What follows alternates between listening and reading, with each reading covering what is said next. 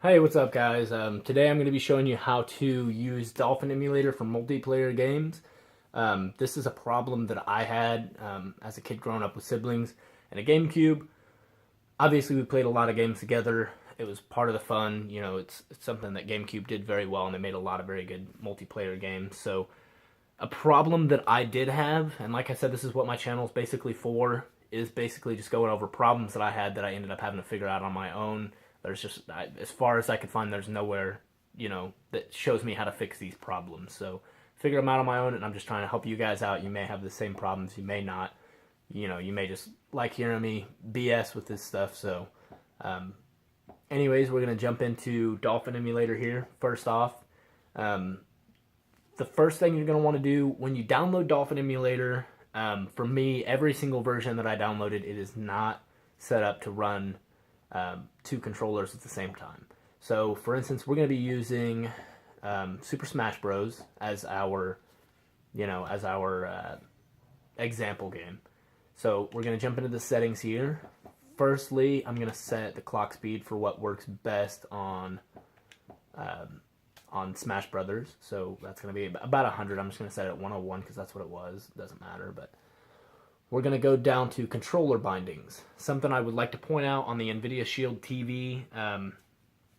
It's a phenomenal device. That's what I'm using. I apologize. I forgot to mention that. But it's a phenomenal device. It comes with the controller. If it doesn't come with the controller, you can buy the controller for like $50 or something. It's a cool controller. It works very well for what the system does.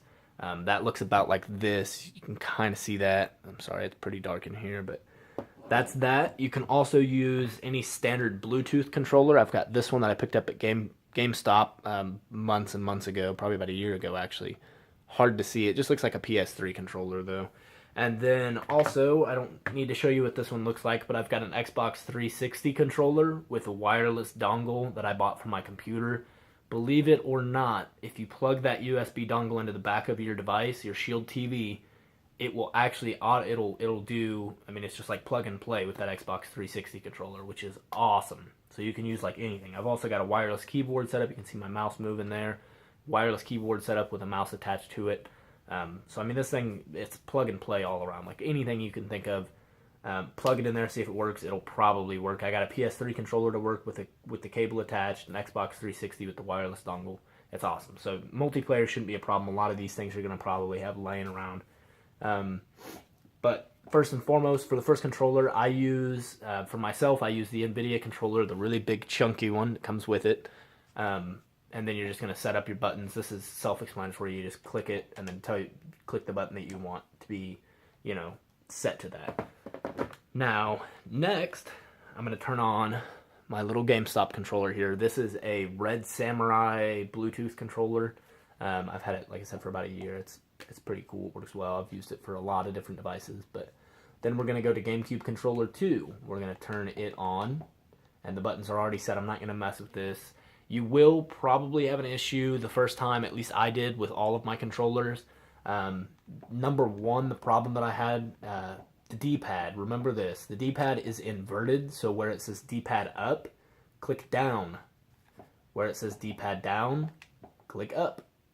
Because when you set these the way that they say to set them, the D-pad is inverted.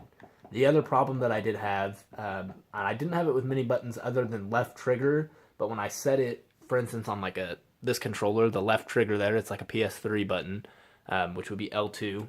When I set it to that, it actually didn't even work. So whenever I got into the game, that button just did not work. So I had to just go back. What I did was I set this button to another button, then I backed out to about right here, then I clicked it and went back into it and set it again to the button that I actually wanted it to be, and it worked after a couple of times. So keep that in mind. If it doesn't work, just redo it through the controller bindings. Now that's one of the battles, but that's not the entire war. We do not have multiplayer set up yet. So I do have this, so it's going to look a little bit different for you than it does me, but what you're going to need to do next, and it requires that you do at least boot a game first. So boot a game, play a game or whatever. Then you're going to want to exit out, go down to, if you're using a Shield TV, I said it in one of my other videos, ES File Explorer is a must. So we're going to click on this, load it up here, and we're still in my ISOs.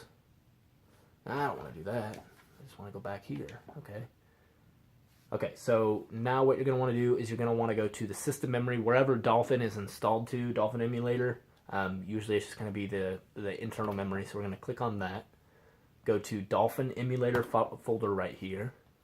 Click on Config folder.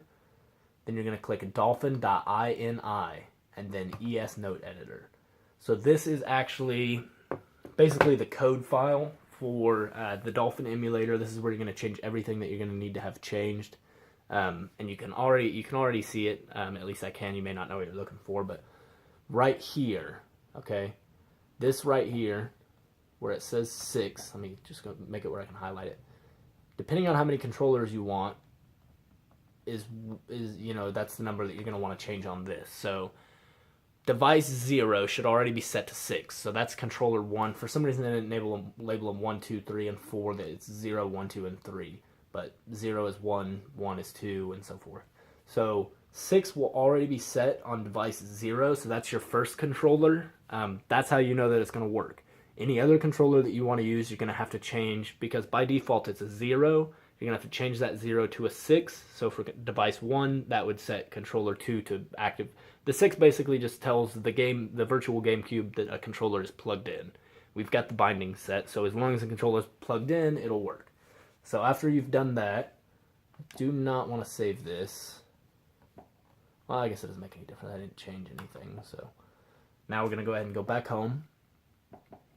We're going to jump into Dolphin Emulator. We're going to jump into Super Smash Brothers. Let it load up here. And if you haven't watched my other video on setting up Dolphin Emulator or playing the games on Dolphin Emulator, definitely check that out. I would greatly appreciate it, guys. It helps out a lot. So check that out if you want to know some more information or see me play some games on there. We're going to go ahead and jump into Versus mode here. And if you can't already tell, GameCube runs almost perfectly on this device. This is an Nvidia Shield TV with a Tegra K1 processor. You can download Dolphin on other Android devices. It just doesn't work the same. It's not going to be quite as fast. But we'll jump into Melee here. We're on multiplayer. And now you can see I'm moving mine with player 1. And with my GameStop controller, I'm moving it with that controller. So we've got 2 controllers now. And by changing the device in the INI file, you can also set up 3 and 4, as long as you have 4 controllers, of course. And you're good to go. So, guys, that's my video on setting up multiplayer. Like I said, it's just a problem that I had, and I had to figure it out. So this should hopefully make it easier for you guys. If you're searching for this, you'll find it here. I'm going to be doing a lot of videos like this, so it helps out a lot, guys, if you just like and subscribe. Also, if you have any questions or anything, or need to contact me, just comment, guys, and I'll help you out. Thanks a bunch.